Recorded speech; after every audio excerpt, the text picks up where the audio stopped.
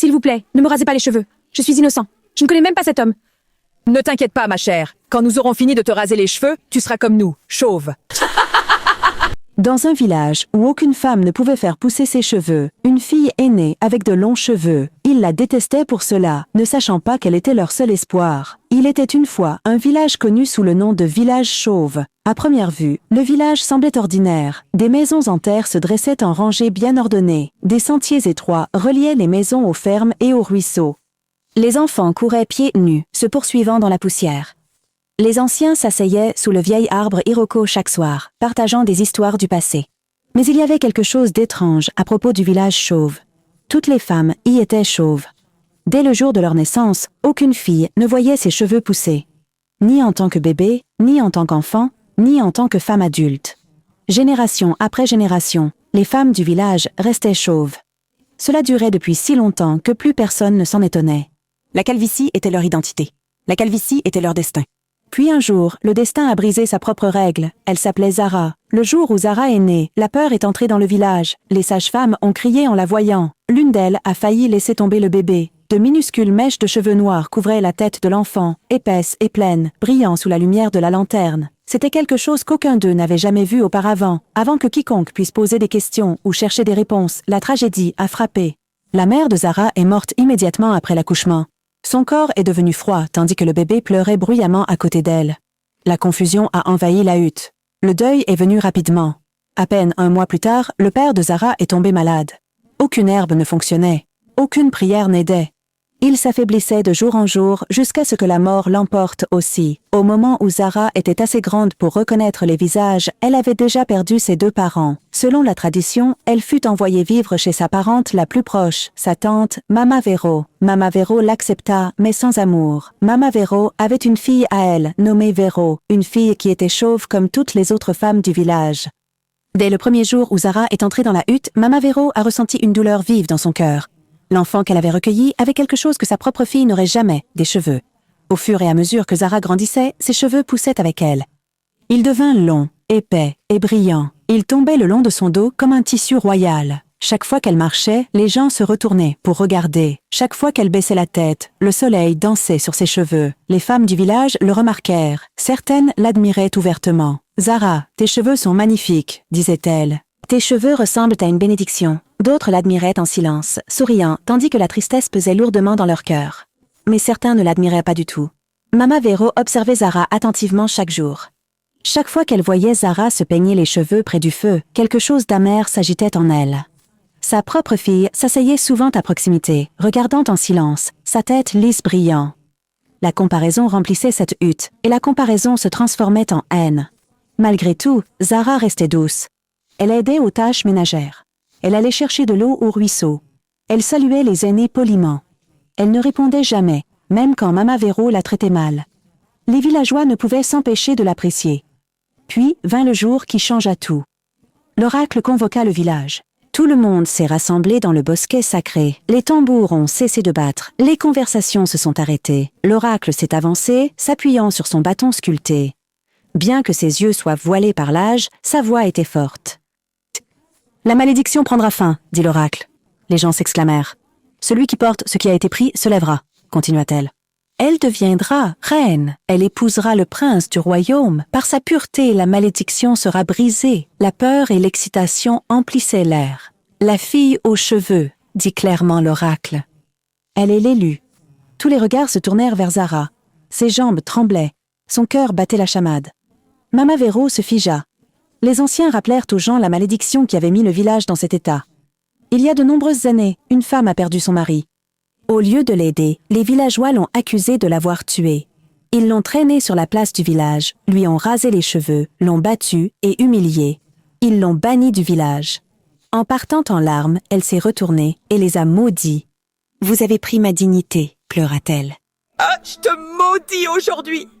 Tu deviendras chauve de génération en génération !» Et ainsi cela arriva. Maintenant, Zara se tenait comme un espoir, mais l'espoir peut aussi être une menace. Chaque éloge que Zara recevait rendait Mama Vero plus en colère. Chaque fois que les gens parlaient de la future reine, la jalousie brûlait plus profondément en elle. Elle savait une chose. Si Zara perdait sa pureté, elle perdrait tout. C'est alors que Mama Vero prit sa décision. Un soir, Zara revint du ruisseau. Elle était fatiguée et assoiffée. Mama Vero lui tendit une boisson, souriant doucement. « Bois ça, dit-elle. Tu dois être épuisée. » Zara but. Sa vision se brouilla, son corps devint lourd. Elle s'effondra dans l'obscurité. Et cette nuit-là, le destin de Zara commença à s'effondrer. Zara se réveilla soudainement au son de cris forts. Au début, les voix la confusaient. Sa tête était lourde, ses yeux brûlaient et son corps était faible, comme si sa force avait été drainée. Elle essaya de se redresser, mais avant de pouvoir comprendre ce qui se passait, une douleur aiguë frappa son épaule, une pierre. Une autre suivit, frappant sa jambe. Zara cria. Elle ouvrit complètement les yeux et réalisa qu'elle était entourée. Des hommes, des femmes, des enfants, ils se tenaient en cercle serré autour d'elle, criant fort, leurs voix remplies de colère et de dégoût. « Abomination, fille immorale !» Elle nous a couverts de honte. Zara se redressa légèrement, la peur remplissant son cœur. « Que se passe-t-il » cria-t-elle. « Pourquoi criez-vous sur moi ?» Personne ne lui répondit. Une autre pierre la frappa dans le dos. Quelqu'un d'autre cracha près de ses pieds. Zara regarda autour d'elle, confuse et terrifiée. Elle était allée au ruisseau plus tôt. Elle était rentrée chez elle fatiguée. Sa tante lui avait donné à boire. C'était la dernière chose dont elle se souvenait. Elle baissa les yeux. Ses vêtements étaient toujours sur son corps. Elle n'était pas nue. Elle ne touchait personne. Pourtant, les gens criaient comme si elle avait commis un crime terrible. « Je n'ai rien fait !»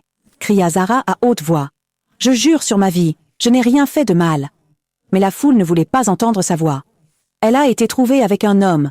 cria quelqu'un. « Elle n'est pas pure !» cria un autre. Zara secoua la tête désespérément. « Je ne connais aucun homme !» pleura-t-elle. « J'étais seule. Je n'ai bu que de l'eau et dormi. » Ces mots furent noyés par le bruit alors que les cris continuaient. Mema Vero et sa fille, Vero, revenaient de la ferme en portant des paniers sur leur tête. Elles s'arrêtèrent en voyant la foule rassemblée autour de leur hutte. Mema Vero laissa tomber son panier et se précipita en avant. « Que se passe-t-il ici ?» demanda-t-elle à haute voix. Les villageois expliquèrent rapidement. Ils parlaient vite et avec colère. Ils lui ont dit qu'un homme avait été vu couché à côté de Zara. Ils ont dit que Zara avait été trouvée inconsciente. Ils ont dit qu'elle avait déshonoré le village. Ils ont dit que la future reine avait enfreint la loi de la pureté. Mema Vero n'a pas posé de questions. Elle n'a pas regardé Zara de près. Elle ne s'est pas arrêtée pour réfléchir. Elle les crut immédiatement. Mema Vero secoua lentement la tête, feignant d'être choquée. « Ah, dit-elle en claquant la langue. C'est terrible, très terrible. » Zara rampa vers sa tante, les larmes coulant sur son visage. « Tante, s'il te plaît, pleura-t-elle. Je n'ai pas fait ça. J'ai bu l'eau que tu m'as donnée et j'ai dormi. Je ne sais rien d'autre. » Mema Vero resserra son pagne et recula. « Si tu es innocente, dit-elle froidement, pourquoi un homme serait-il trouvé à côté de toi ?» Zara secoua la tête violemment. « Je ne le connais pas, pleura-t-elle. Je jure que je ne le connais pas. » Mema Vero se tourna vers la foule. « C'est honteux, dit-elle.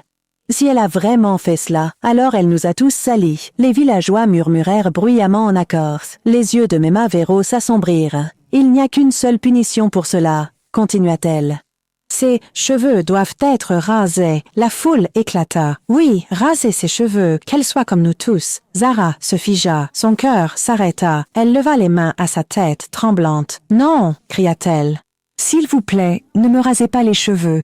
Je n'ai pas fait ça. » « S'il vous plaît. » Mema Vero n'hésita pas. Elle s'avança, attrapa Zara brutalement par le bras et la tira au sol.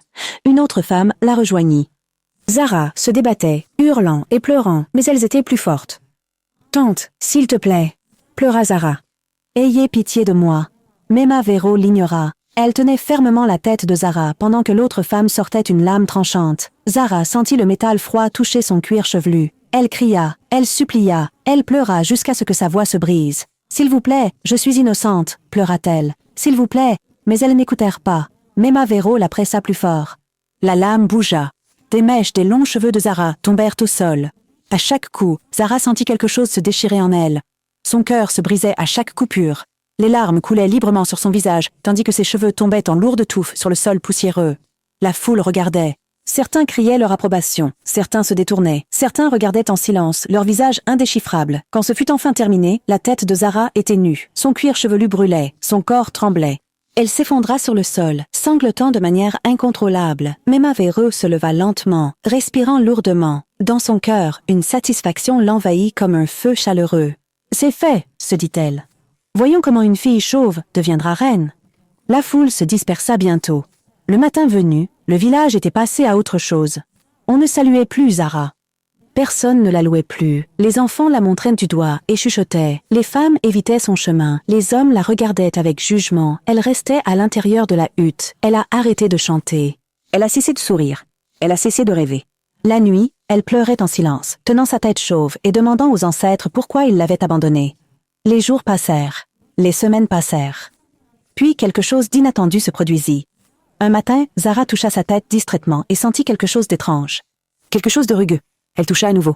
De minuscules mèches de cheveux. Elle eut un hoquet de surprise. Le lendemain, il y en avait plus. En quelques semaines, ses cheveux repoussaient clairement. Le village a remarqué. Les murmures se sont répandus comme une traînée de poudre. Comment ses cheveux poussent-ils? Elle a été rasée pour immoralité. Elle devrait être chauve pour toujours. Ce que Mema Vero ne savait pas, c'était une vérité ancienne, une qui existait même avant la malédiction. Dans le village chauve, lorsqu'on rasait les cheveux d'une femme à tort pour immoralité, ses cheveux recommençaient à pousser en quelques semaines. Seule une femme vraiment coupable resterait chauve pour toujours. La peur envahit le cœur de Mema Vero. Elle cessa de bien dormir. Elle évitait le regard des gens. Elle savait que la vérité la rattrapait, et c'est ce qui arriva. Le roi entendit tout. Bientôt, des gardes arrivèrent. Mema Vero, sa fille et les femmes impliquées furent convoquées au palais. La colère du roi fit trembler la salle. Puis l'homme qui avait été payé pour mentir à côté de Zara fut amené. Il avoua. Mema Vero tomba à genoux. La vérité fut révélée. Zara fut innocentée. La justice a été rendue. Et tandis que Zara se préparait à épouser le prince, Mema Vero et sa fille travaillaient sous le soleil, portant de l'eau et du bois pour le mariage qu'elles avaient essayé d'empêcher. Alors que Zara se tenait en habits royaux, ses cheveux flottant à nouveau. Le jour du mariage, les tambours remplissaient l'air. Zara se tenait à côté du prince, rayonnante et calme. Au son des tambours, la procession commença. Zara marchait gracieusement, la tête haute, ses pas fermes et fiers. Les villageois regardaient en silence, un mélange de crainte et de honte dans les yeux. Lorsqu'elle atteignit le trône, le prince lui prit la main. Ensemble, ils s'agenouillèrent devant le roi, qui bénit l'union et déclara que Zara était désormais la reine légitime, celle destinée à lever la malédiction de la calvitie. À ce moment-là, quelque chose de remarquable se produisit. Les femmes du village commencèrent à remarquer de minuscules mèches de cheveux poussant sur leur tête. Au début, ce n'était qu'un murmure, mais en quelques heures, la croissance était indéniable. La calvitie, l'ancienne malédiction qui les hantait depuis des générations, commençait à disparaître. Les gens s'exclamèrent d'émerveillement. « Ses cheveux, son innocence, cela nous a tous guéris », murmura quelqu'un. Et en effet, la prophétie avait été accomplie. Zara, pure et intacte, avait brisé la malédiction simplement en étant elle-même. Pendant ce temps, Mema Vero et Vero ne pouvaient que regarder avec incrédulité. Leurs mains, rugueuses et calleuses à force de travail, tremblaient alors qu'elles transportaient des seaux d'eau et du bois de chauffage. Ils voulaient se cacher, disparaître, mais les portes du palais étaient fermées et leurs tâches exigeaient leur présence. Chaque fois que Zara souriait ou riait avec le prince, Mema Vero ressentait un pincement de regret auquel elle ne pouvait échapper. Elle avait essayé de détruire Zara. Et pourtant, Zara s'était élevée au-dessus de tout cela. La célébration se poursuivit tard dans la soirée. Musique, rires et chants remplissaient le palais et se répandaient dans le village. Pour la première fois depuis des décennies, le village chauve connaissait la joie. Les mères serraient leurs filles dans leurs bras et sentaient les cheveux doux pousser sur leur tête. Les filles couraient dans les rues, riant et jetant leurs cheveux, découvrant une partie d'elles-mêmes qui avait été niée pendant des générations. Zara, maintenant reine, ne célébrait pas seule. Elle regardait son peuple avec compassion. Elle ne gardait pas de colère dans son cœur pour ceux qui lui avaient fait du tort. Au lieu de cela, elle ressentait de la pitié pour ceux aveuglés par la jalousie et la peur. Elle savait que la punition les avait déjà touchés. Mema Vero et Vero avaient déjà été humiliés, obligés de servir, et cela faisait partie de la justice du moment. Pour Mema Vero, c'était une leçon amère apprise trop tard. Elle avait cherché à détruire la fille qu'elle considérait comme une ennemie pour réaliser que l'innocence et la vérité ne pouvaient être vaincues par des mensonges. Pour Vero, c'était une leçon d'humilité. Elle avait grandi en croyant que l'amertume de sa mère était justifiée. Maintenant, elle comprenait les conséquences de l'envie et des méfaits. Zara n'a jamais cherché à se venger. Elle gouvernait avec sagesse, gentillesse et patience. Le prince était toujours à ses côtés, l'aidant à guider le village vers un avenir plein d'espoir. Ensemble, ils enseignaient aux gens que la cruauté et la jalousie pouvaient détruire, mais que le courage, l'innocence et la vérité pouvaient guérir même les blessures les plus profondes. Des années plus tard, les histoires de Zara et de ses longs cheveux devinrent légendes. Les mères racontaient à leurs filles l'histoire de la fille qui était détestée, qui avait été trahie, mais qui s'était levée pour les sauver toutes. « Sois comme Zara », disait-elle, « forte, pure et courageuse. Même lorsque le monde se retourne contre vous, la vérité et la bonté repousseront toujours, tout comme ses cheveux. » Et ainsi, le village chauve est devenu un endroit où les femmes pouvaient faire pousser leurs cheveux, où les enfants pouvaient jouer librement, et où la jalousie et la haine n'étaient plus que des leçons du passé. Le nom de Zara a perduré, non pas comme une fille qui a souffert, mais comme une reine qui a guéri un village, qui a pardonné quand elle aurait pu haïr, et qui a prouvé que l'innocence et la vérité étaient plus fortes que les malédictions les plus sombres. Le prince et Zara ont régné pendant de nombreuses années. Ensemble, ils ont guidé le village à travers la joie et la prospérité. Les gens n'ont jamais oublié comment le courage et la pureté d'une fille avaient brisé une malédiction qui avait duré des générations. Et Mama Vero et Vero. Elles ont appris la leçon la plus difficile de toutes. L'envie détruit non seulement celui qu'elle vise, mais aussi celui qui la nourrit. Zara se tenait sur le balcon du palais un soir, regardant le soleil se coucher sur le village. Ses cheveux flottaient dans le vent, son cœur plein de paix. Elle avait été haïe, trahie et lésée, mais elle avait aussi triomphé. Elle avait survécu, elle avait sauvé le village, et elle était devenue la reine qu'elle avait toujours été destinée à être. Et pour la première fois dans la longue histoire du village, il n'y avait plus de malédiction à craindre. Le village était libre, et Zara, la fille qui avait été détestée pour ses longs cheveux, avait enfin trouvé sa place, brillant plus fort que quiconque aurait pu l'imaginer.